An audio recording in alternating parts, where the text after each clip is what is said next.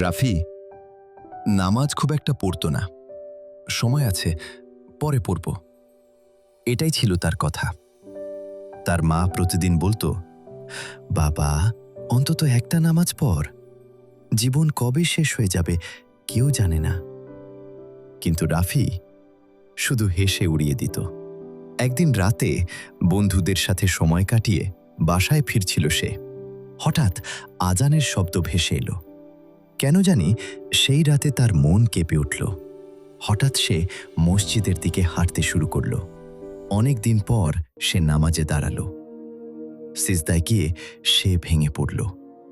কাঁদতে কাঁদতে বলল, আল্লাহ, আমি অনেক ভুল করেছি, আমাকে মাফ করে দাও।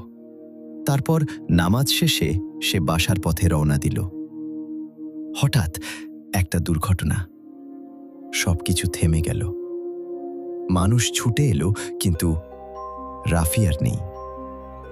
পরের দিন সবাই জানল ওই নামাজটাই ছিল তার জীবনের শেষ নামাজ।